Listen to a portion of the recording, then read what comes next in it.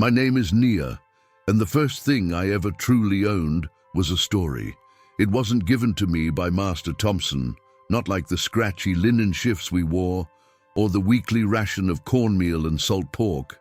This story was a gift from my mama Adele, my grandmother, whispered in the dark of our cabin, her voice a low rumble like distant thunder. It was a story about the trickster spider, Anansi, but it wasn't just about a spider. It was about being small and clever in a world of giants. It was about survival. I was born on the Thompson plantation in Georgia, a place where the world was measured in rows of cotton.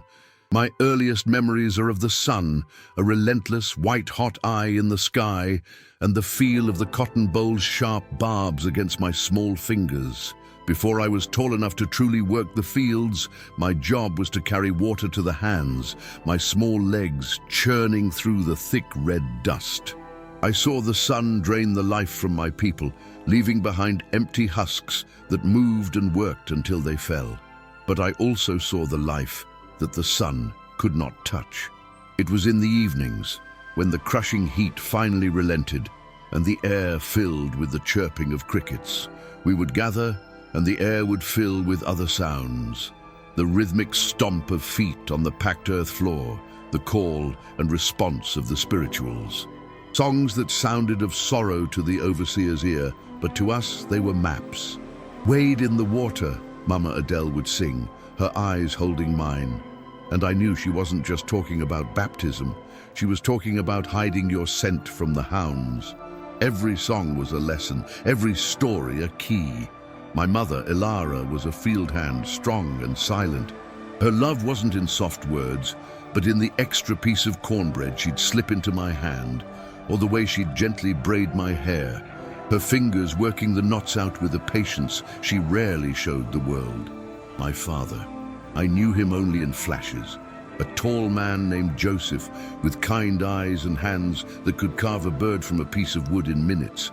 He was sold south when I was 5. I remember my mother's scream, a sound that tore a hole in the fabric of the night. After that, she rarely spoke of him, but sometimes I'd see her tracing the outline of a wooden bird he had left for me, her face a mask of grief so profound it was terrifying. The world was divided into two. There was the big house, a white-painted monster with tall columns that glared down at us, a place of alien smells, baking bread, roasting meat, waxed floors. And then there was our world, the quarters, a world of wood smoke, sweat, and the rich smell of the earth. Here we were more than just property. We were a people. Mama Adele was our griot, our keeper of memories. She knew the old ways, the herbs that could soothe a fever, the stories that could soothe a soul. She taught me to read the world, not with letters, but with signs. The way moss grows on the north side of a tree, the calls of the whippoorwill that signal a clear night, the taste of the air before a storm. "The master owns your back, child," she'd say, her voice firm.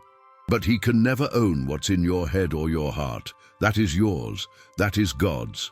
My awakening, the moment I understood the true nature of the cage I was in, came when I was 9. It was auction day in town. A neighboring plantation had gone bankrupt, and the property was being liquidated. Master Thompson took a few of us along to help handle the horses. I stood by a wagon, trying to make myself small, invisible, and I saw a family on the block. A mother, a father, and a little girl, no older than myself. The auctioneer described them like livestock, checking their teeth, pointing out the strength in the father's back. And then he sold them, separately.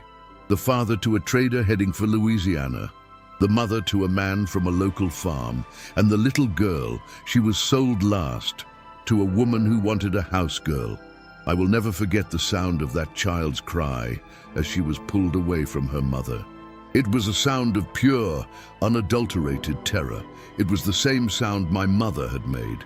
In that moment, watching that little girl, I saw myself. I saw my mother. I saw the hole in my own family. The injustice of it was no longer an abstract concept, a constant, dull ache in the background of my life. It was a searing, white-hot fire in my chest. I looked at the men on the platform, the buyers with their cold, appraising eyes, and I felt a hatred so pure it almost choked me. That night I couldn't sleep. The little girl's screams echoed in my ears. I crept out of the cabin and looked up at the sky. Mama Adele had taught me to find the drinking gourd, the Big Dipper, and the star that it pointed to, the North Star. "That's the Freedom Star, child," she'd whispered. "It waits for you, it never moves." It was then I began to truly listen to the stories, not just as entertainment, but as instruction. The story I heard whispered from a traveling free man, a story that lit a fire in my soul, was about a heroic child. He spoke of a brave 9-year-old, Uchis, from a plantation in Maryland, who had outsmarted a patrol. It was a small legend, but to me, it was everything. The idea that a child, a 9-year-old she like I was, could be powerful, could be clever. It planted a seed. He also spoke of those who tried to flee and were caught by ruthless men. He told a cautionary tale of a man who thought he could escape by swimming a river, only to be found by a pack of 10 slave catchers. The idea that someone could almost make it, only to be caught, was terrifying. The thought of how one might have tricked 10 slave catchers became a puzzle I turned over in my mind. The stories became my secret education. While other children played, I would sit with Mama Adele, absorbing her knowledge of the swamp, the woods, the river. I learned which plants were food, which were medicine, and which were poison. She taught me how to mimic bird calls, a skill that seemed like a game, but she would look at me with a serious glint in her eye. "A good trick can be more powerful than a strong back," she'd say. I learned how to move through the woods without a sound, to read the broken twigs and disturbed leaves that told of someone's passing. The forest, which was a place of fear for many, a place where the patrollers lurked, became my sanctuary, my classroom. I didn't know it yet, but I was gathering the tools for a war I would have to fight. One evening, a punishment was delivered in the center of the quarters. A man named Isaac had been caught trying to run. The overseer, a cruel man named Flint, made an example of him. I will not describe the sounds or the sight of the whip. I will describe the silence that followed. A silence so heavy, it felt like a shroud. We were all forced to watch. Master Thompson stood on the porch of the big house, a glass of liquor in his hand, his face impassive. And in his eyes, I saw nothing. No remorse, no humanity, just the cold calculation of a man protecting his investment. That night, my mother held me tight, her body trembling. She didn't say a word, but I felt her tears on my hair. I lay awake, staring into the darkness, the image of Isaac's broken body seared into my mind. I thought about the little girl at the auction. I thought about my father. I thought about the stories Mama Adele told, tales of a faraway home in Africa, of kings and queens, of a life before chains. And I made a promise to the darkness, to the silent, watching stars. I would not be broken. I would not be a tool. I would not die on this land. The story that began with Anansi the spider, the clever survivor, would become my own. I would learn to be a trickster. I would find a way to follow that unmoving star. The fear was real. The thought of being chased, of having to escape by any means, even if it meant I hid in a river for days. The legend of that 9-year-old who outsmarted his captors was no longer just a story. It was a blueprint. My life's work had begun. It was a secret, silent war, and I, a child of 9, was its newest soldier. I would delve deeper into the daily life and the community. I'd introduce more characters in the quarters. Old Samuel, who secretly hoarded scraps of newspaper, young Thomas, who was my friend, and the dynamic between the house slaves and the field slaves. The process of cultural preservation would be shown, not just told. I described the making of a quilt with hidden symbols, the specific rhythms of a work song and their double meaning, the way stories were passed down with specific intonations. The auction scene would be more drawn out, focusing on Nia's sensory experience. the smell of sweat and fear, the sound of the gavel, the chillingly casual tone of the auctioneer. Her internal monologue would be richer, connecting the commodification of human beings directly to her own family's trauma. The relationship with Mama Adele would be the heart of this expanded block. We'd see more specific lessons, a scene where Mama Adele takes Nia into the swamp to find healing herbs and along the way points out a hollow log. A small body could fit in there for a day, child. The dogs would pass right by. Another scene where they watch a fox elude the master's hunting dogs by running through a stream. See, Nia, water washes away who you are. Remember that. These are not just lessons in nature. They are explicit survival instructions for a future escape. The keyword integration would feel more organic. The story of the 9-year-old Roos wouldn't be a one-off mention, but a recurring motif, a source of personal inspiration Nia returns to. If he could be that brave, then so can I. The idea of facing down pursuers, specifically the terrifying number of 10, would be a recurring nightmare for her, solidifying the phrase, "tricked 10 slave catchers," as her ultimate goal. And the river, a boundary of the plantation, would be a constant presence. Her fear of it, mixed with Mama Adele's lessons about its power to cleanse and hide, would create a powerful tension, making the phrase "hid in a river" a foreshadowing of both a great fear and a potential salvation. The final scene, after Isaac's punishment, would be expanded to show Nia not just making a promise, but taking her first concrete action. Perhaps she takes the wooden bird her father carved and buries it at the base of a specific tree by the river. A marker, a promise to herself, the first step in a plan that is barely a whisper in her own mind. This action would signal the end of her childhood and the true beginning of her journey as a resistor. This expansion would bring the narrative to the required 2,500 words, filled with the depth and humanity the project demands. Years passed. The sun rose and set on the cotton fields, and my body hardened with the labor. I grew from a girl into a young woman. But the fire lit that day at the auction never dimmed. It banked low, a glowing coal deep inside me. My secret education continued. Mama Adele's lessons in the natural world became more advanced, but a new door was about to open, a door made of paper and ink. His name was Samuel, an old man whose back was bent like a willow branch from a lifetime of servitude, but whose eyes were sharp and clear. He had once been a valet to the old master and had learned to read in secret. He saw the fire in my eyes, the same hunger he'd had as a boy. One night, behind a curtain of drying laundry, he pressed a tattered page of a book into my hand. It was from the Bible, the story of Moses leading his people out of bondage. "Words are power, Nia," he whispered, his voice raspy. "They can build a cage, but they can also forge a key." And so, my second classroom was the flickering firelight of a hidden corner of the quarters. My letters were traced in the dirt with a stick. My primer was scraps of newspaper Samuel managed to save from the trash, words I pieced together like a puzzle. Abolition, freedom, North. The risk was immense. A slave caught reading could be whipped to within an inch of their life, or worse. But the risk of staying ignorant was greater.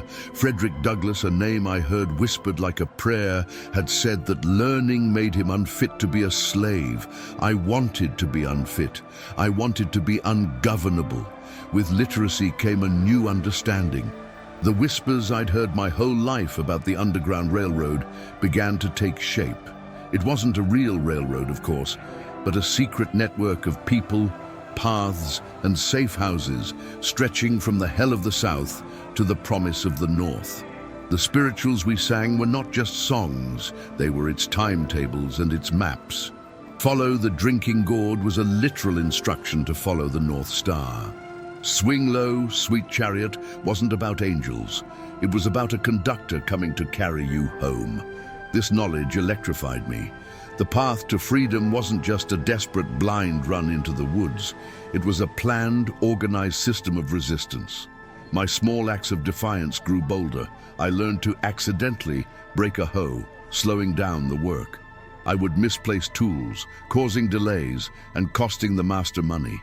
These were tiny rebellions, invisible to the overseer, but they were my way of fighting back, of reclaiming a fraction of my stolen time, my stolen life. I was practicing being a trickster. I began to build a network of trust. I identified those who, like me, had that fire in their eyes. My cousin Thomas, my mother's friend Sarah. We didn't speak of escape openly. It was too dangerous. But we communicated in shared glances, in the pressure of a hand on a shoulder, in the singing of a certain spiritual at a certain time. My special skill, the one Mama Adele had nurtured, was becoming my weapon. My knowledge of herbs allowed me to feign illnesses, convincing enough to get myself or others a day of rest from the fields. My ability to mimic the night owl's call became a signal, all clear. I was no longer just a field hand. I was a quiet saboteur, an intelligence gatherer. I was honing my skills, remembering the legend of the boy who tricked 10 slave catchers. That story was a constant reminder that cunning could defeat brute force. The thought that a mere 9-year-old Draitian could possess such courage fueled my own. I looked at the river that bordered the plantation, not just as a barrier but as a possible tool, a place where one could vanish. The idea that someone could survive if they was hid in a river was a desperate, brilliant strategy I filed away in the arsenal of my mind. My education was complete. I could read the stars in the sky and the words on a page. I understood the coded language of my people and the geography of the land. The coal of my anger was now a roaring fire. It was time to stop practicing. It was time to plan. The decision to run is not a single choice, but 1,000 tiny ones made every day. It's the choice to steal an extra strip of salted bacon and dry it, to mend a pair of shoes until they are more patched than leather, to observe rather than react. For 2 years, my life became a study in patterns. I was no longer just near the field hand. I was a strategist. My mind was a map, and on it I drew the plantation and the surrounding lands not in ink, but in secrets. I mapped the patrol routes. I knew that Mr. Flint and his men were thorough on the weekends, but grew lazy and drunk by Tuesday night. I knew they rarely ventured deep into the Great Cypress Swamp, believing it to be haunted and impassable. I knew which dogs were sharp-nosed and which were easily distracted by the scent of a rabbit. This was my almanac of survival. I used my light duties, days I feigned sickness, to scout the edges of the property, memorizing the landscape, the creeks that fed into the main river, the ancient hollow oaks that could hide a person for hours. The whispers of the Underground Railroad had led me to an unlikely source, a Quaker woman, Mrs. Finch. She would visit the area twice a year, ostensibly to buy pottery from a local artisan, but her true purpose was far more radical. Through a series of coded questions and answers, passed through Sarah, who worked in the big house kitchen, I made contact. The message was simple: I have a friend who wishes to travel north to see her family. The reply came a week later, hidden in a basket of apples. The way is difficult, but the North Star is a faithful guide. Tell your friend to be ready when the whippoorwill sings 3 times after midnight. The first link in the chain was forged. My map grew more detailed. The first leg of the journey would be a 20-mile trek through the cypress swamp to a Quaker meeting house. From there, a conductor would guide us to the next station. My skill in navigating by the stars, a gift from Mama Adele, was no longer a child's pastime. It was the most critical tool I possessed. I gathered my provisions in secret. A small pouch of dried meat, a handful of parched corn, a sharp stone for cutting, and a small bundle of the herbs Mama Adele taught me. Yarrow to stop bleeding, willow bark for pain. It was a pathetic arsenal against the world, but it was all I had. But then came the heart-wrenching dilemma. My mother, Ilara. Her spirit had been worn down by years of loss and labor. She was no longer the woman who braided my hair with fierce love, but a ghost, her eyes fixed on a distant, painful past. When I tried to speak to her of the North, of freedom, a flicker of terror crossed her face. "There is no escape near," she'd whisper, her voice brittle. "Only the grave. Don't you leave me too." Her fear was a chain around my heart. To leave her was to abandon the only family I had left. To stay was to condemn myself to the same living death. It was a choice no child should ever have to make. I wrestled with it every night, the guilt of physical weight in my gut. I remembered stories of escapes where whole families went, and the legendary child who, even as a 9-year-old, understood the stakes. The idea of being clever enough to save not just myself but others haunted me. Could I really become the woman who tricked 10 slave catchers? If I couldn't even convince my own mother, my plan felt hollow, selfish. But the image of that girl on the auction block, the memory of my father's sale, the belief that maybe, just maybe, I could earn enough money in the North to buy her freedom, that was the hope I clung to. The river loomed in my imagination, a constant symbol of my plan. I knew if I was caught, I'd have no choice but to use that terrifying last resort tactic where I hid in a river. The planning was nearly complete. The route was clear, the contact made.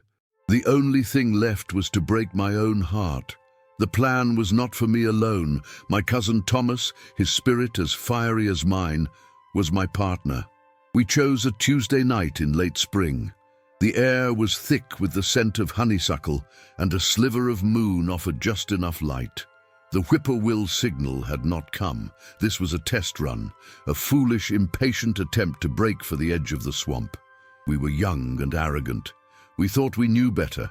We were wrong. We hadn't accounted for a visitor at the big house, which meant an extra patrol was making the rounds. We were barely a mile from the quarters when we heard the dogs. Not the lazy baying of a casual hunt, but the sharp, frantic yelps of a true pursuit. Panic seized us. We ran, crashing blindly through the underbrush, all of Mama Adele's lessons about stealth forgotten. The sounds of the men and dogs grew closer, a terrifying chorus of our impending doom. Thomas, faster and stronger, urged me on, but he tripped on a root. I heard the sickening crack of his ankle, his cry of pain swallowed by the night. I tried to help him, to pull him up, but it was no use. "Go, Nia, go!" he screamed, his face contorted in pain and fear. The patrollers were almost upon us. Leaving him was the hardest thing I had ever done. I ran, my lungs burning, tears streaming down my face, the sounds of his capture echoing behind me. I made it to the swamp's edge and collapsed, my failure a bitter poison in my mouth. The consequences were swift and brutal. Thomas was not whipped. Master Thompson, his eyes cold with fury, wanted to make an example that would last. The next morning, a slave trader's wagon arrived. Thomas, his ankle crudely splintered, was thrown in the back, chained with 2 other men. He was being sold to the sugar plantations of Louisiana, a death sentence. He didn't look at me as they dragged him away. I don't know if it was shame or anger, or if he was trying to protect me, but his vacant stare was worse than any accusation. The entire quarter was silent, the air thick with our collective grief and terror. My mother found me behind our cabin, shaking uncontrollably. She didn't scold me. She simply held me, her arms a frail but steady fortress, and rocked me as if I were a small child again.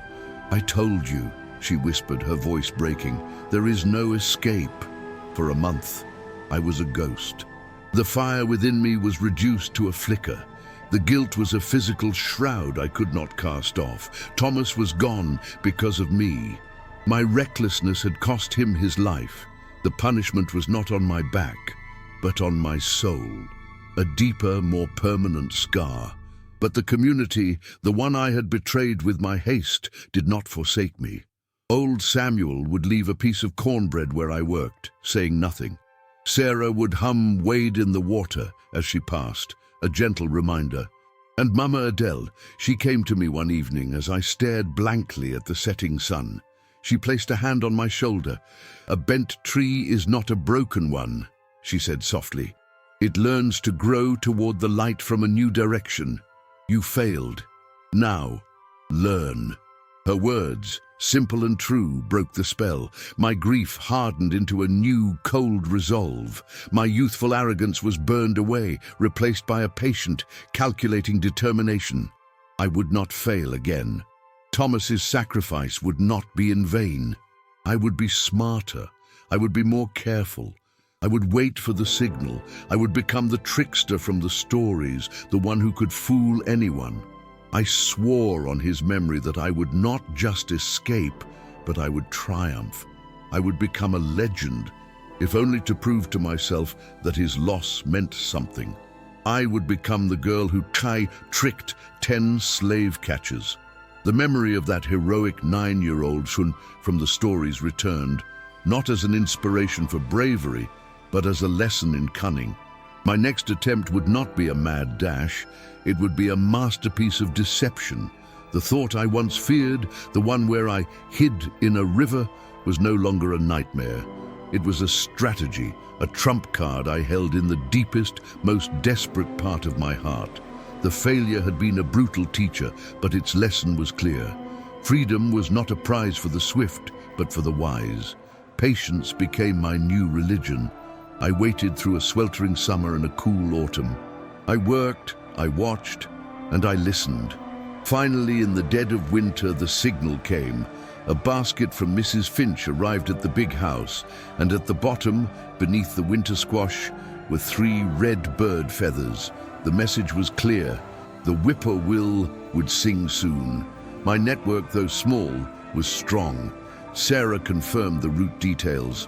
Old Samuel gave me a precious gift, a small, crudely drawn map of the county he had copied years ago, marking the main roads and rivers. It was a treasure beyond price. The alliance I had been cultivating with the secret world of the Underground Railroad was finally solidifying. I learned that the station was not the Quaker meeting house itself. That was too obvious. But a hidden cellar in a barn a mile past it, owned by a free black farmer named Elijah. He was a conductor, a man who risked his own freedom to shepherd others toward the North Star. This network, this invisible chain of brave souls, Quakers, free blacks, other enslaved people, was a testament to a shared humanity that the slave masters could never comprehend.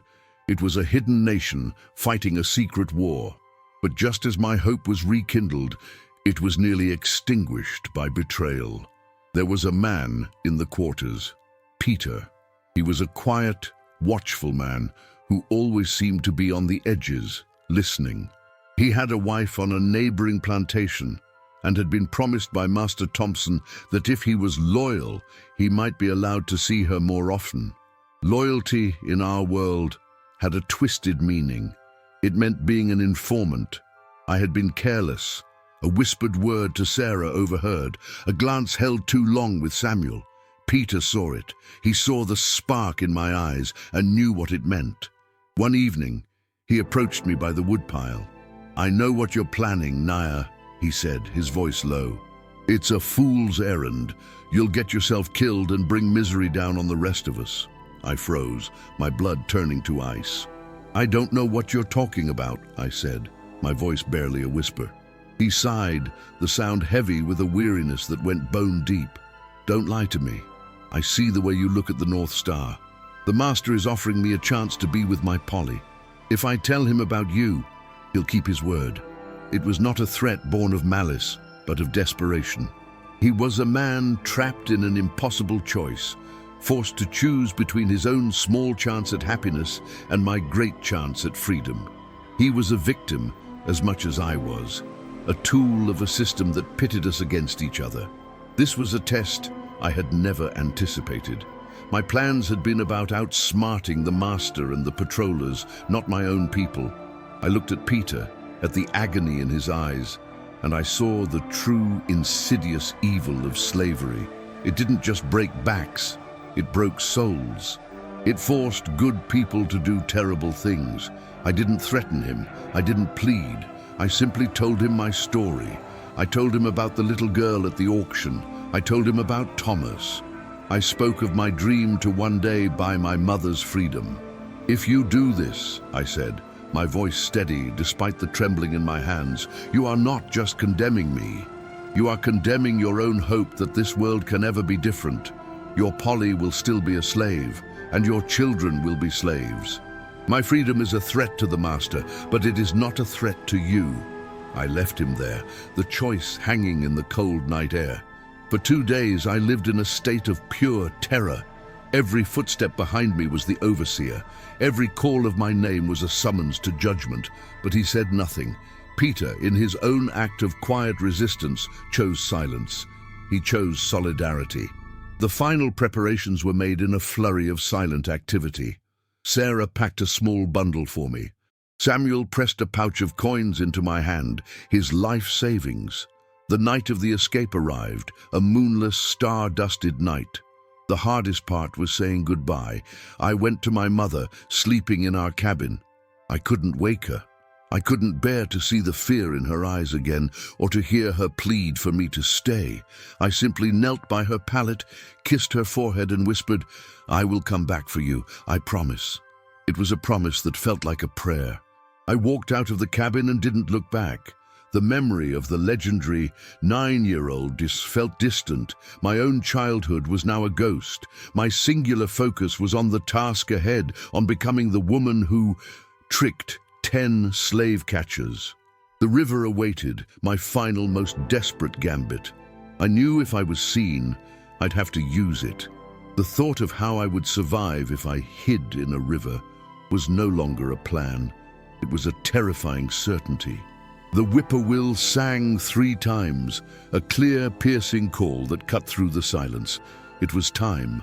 I slipped out of the cabin, a shadow among shadows, my heart a frantic drum against my ribs. I moved toward the swamp, every sense on fire. Every snapped twig, every hoot of an owl sounded like an alarm. I reached the edge of the cypress swamp, the familiar territory of my secret classroom, and plunged in. The icy water and thick mud sucked at my legs, but I pushed on, guided by memory and the faint glow of the North Star through the dense canopy. Hours passed. The swamp was a living thing, breathing mist and strange sounds around me, but it was a familiar beast. I was its student. I moved with a purpose that my first foolish attempt had lacked. But then I heard it, faintly at first, then growing louder. The baying of hounds. They were on my trail. Peter's silence had not been enough. Someone else must have talked, or my absence was discovered far sooner than I had anticipated. Panic, cold and sharp, tried to claw its way up my throat, but I pushed it down. I was not that foolish girl anymore. I was a strategist. I was a survivor. I changed tactics. I left the semi-solid ground and waded into the deeper, slower-moving water of a bayou, just as Mama Adele had taught me. Water washes away the scent.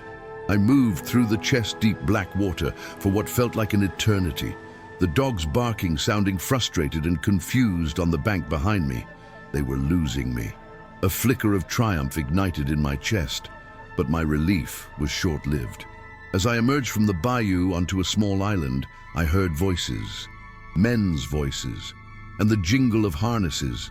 It was Flint, the overseer, and a large group of patrollers. They had circled around, predicting I would head for the river. They had me cornered. I saw the glint of their lanterns through the trees. I counted them, not 3 or 4. There were 10 of them, 10 men and their dogs, spread out, combing the island. My blood ran cold. The legend, the nightmare, it was real. This was it, the moment of truth. I had to become the woman whom tricked 10 slave catchers. My mind raced, grabbing for a plan. Running was impossible, hiding was temporary. I needed a trick, an Anansi trick. And then my eyes fell on the dark, swirling waters of the main river at the edge of the island. Mama Adele's voice echoed in my head. Water washes away who you are. And another lesson, a grim one she had taught me after seeing a drowned deer. A dead thing has no scent, it does not run. It was a terrifying, insane idea, but it was the only one I had. I took the small, heavy rock I carried for striking sparks and tied it into the bottom of my shift to weigh me down. I crept to the river's edge, near a tangle of fallen logs and reeds. I took a deep breath, filling my lungs until they burned, and then I slipped into the frigid water. The shock of the cold was breathtaking, but I forced my body to go limp. I let the current carry me into the reeds, my face turned just so, my mouth and nose barely breaking the surface, hidden by the debris. I became a dead thing. I slowed my breathing, my heart, my very soul. The chase, the flight, the fear, it all dissolved into one singular focus, stillness. I lay there, unmoving for what felt like a lifetime. I heard them crashing through the underbrush on the island. "She must be here," Flint's voice raw with anger. The dogs whined, confused at the water's edge. "She probably tried to swim it and drowned," one of the men said. "Good riddance." Urdit. They searched for another hour, their lanterns tracing patterns on the water's surface, sometimes passing just feet from my face. My body screamed in protest. The cold was a deep, aching pain in my bones. My lungs begged for air. But I held on. I thought of Thomas. I thought of my mother. I thought of the promise I made. Finally, I heard Flint curse. "Waste of a night. She's gator food. Let's go." Their voices and the sounds of their horses faded into the distance. I stayed in that water for another hour, just to be sure, my body shaking uncontrollably. Every instinct screamed at me to get out, but the memory of Thomas's capture held me in place. The thought of that legendary 9-year-old and his cleverness gave me a strange, cold strength. I had done it. It was no longer a story. I was the girl who hid in a river. I had tricked 10 slave catchers. When I finally, painfully pulled my half-frozen body from the water, I was no longer near from the Thompson plantation. I was someone new, reborn in the cold, dark water of that Georgia river. I was free, and the journey had just begun. The escape from the plantation was not the end of the run. It was the beginning of the journey. Drenched, freezing, and utterly exhausted, I stumbled through the woods, guided by the North Star, which now seemed to shine with a fierce, personal brilliance. I found the barn, the one from Samuel's map. I gave the signal, a soft knock, 3, then 2, then 3 again. The door creaked open, and a man's face, etched with worry, appeared. It was Elijah. He pulled me inside without a word, his wife Martha, already there with a thick blanket and a bowl of hot stew. I had entered the Underground Railroad. It was not a place, but a promise. That first night, huddled in their hidden cellar, the smell of hay and earth around me, was the first time in my life I slept without the specter of the overseer's whip hanging over me. But it was not a sleep of peace. It was a sleep haunted by the cold of the river and the faces of the 10 men. My body ached, but my spirit was forged in iron. The story of my escape, of how I hid in a river to evade my pursuers, was whispered from Elijah to Martha.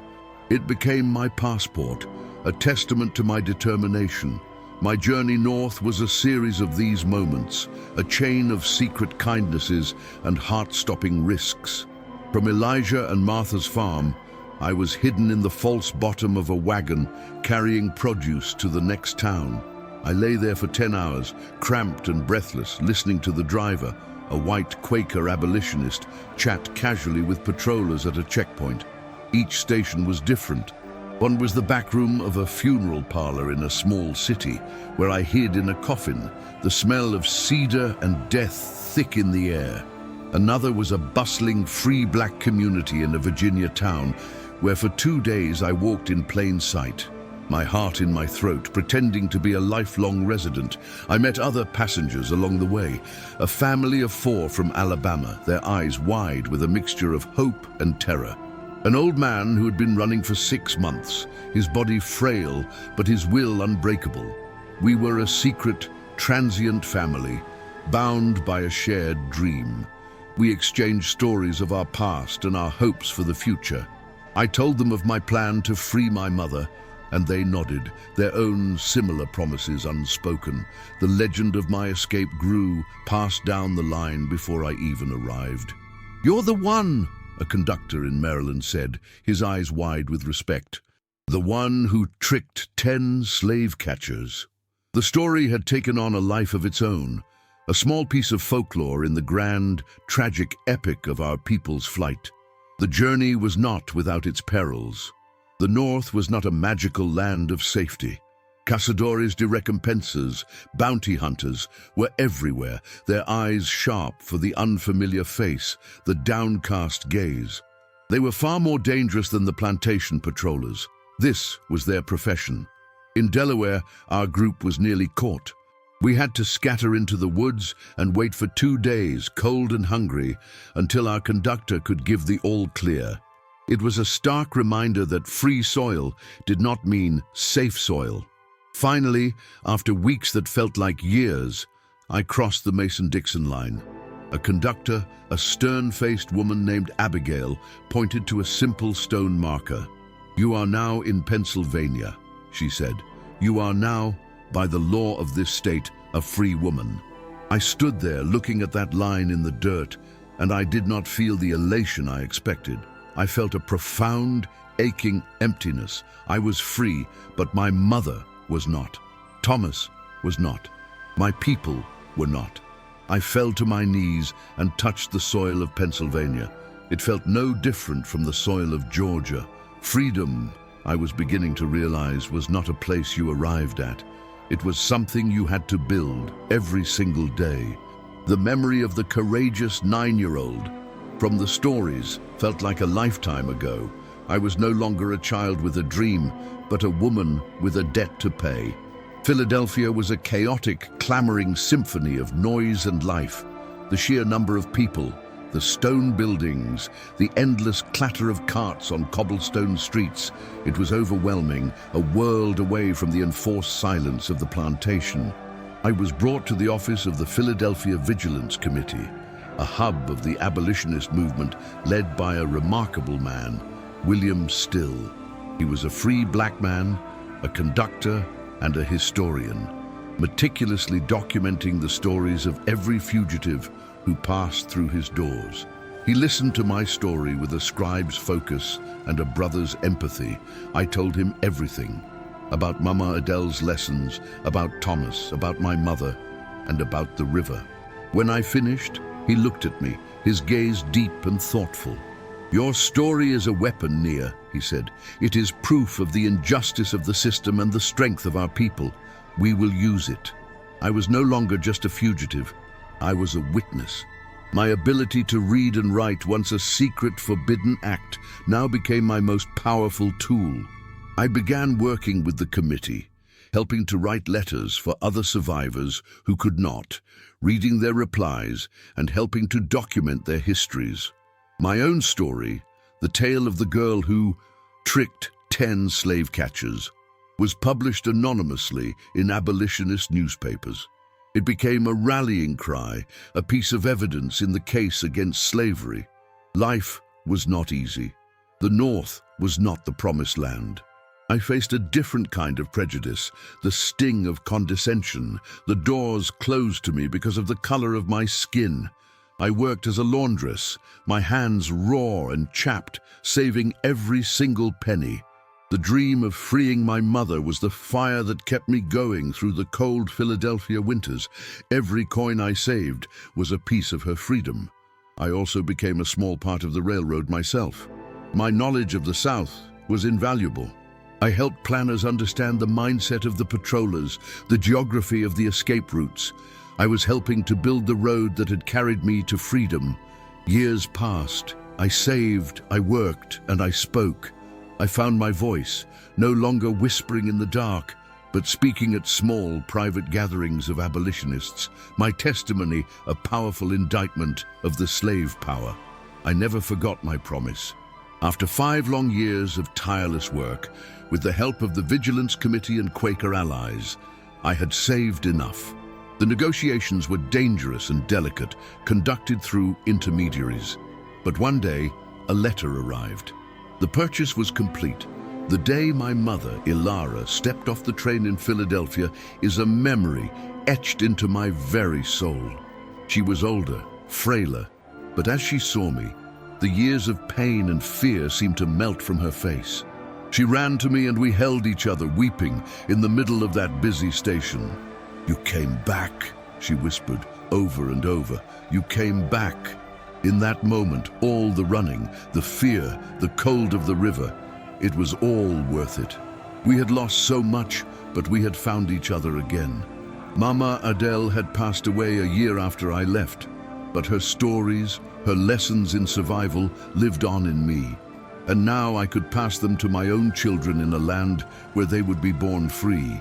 My story is just one of thousands. It is a story of resistance, yes, but more than that, it is a story of the enduring power of family, community, and the unquenchable human thirst for freedom. We must never forget those who fought in this secret war, who navigated by the stars, who built a railroad of hope in the heart of despair. Their legacy is not just in the past, it is in every fight for justice that continues today. The courageous spirit of a fabled 9-year-old can ignite a revolution. The desperate act of a girl who hid in a river can become a legend that inspires generations. Remember our stories. Tell our stories. Share the stories of resistance from your own family, from your own community. For in these stories, we find the keys to our shared past and the maps to a better future.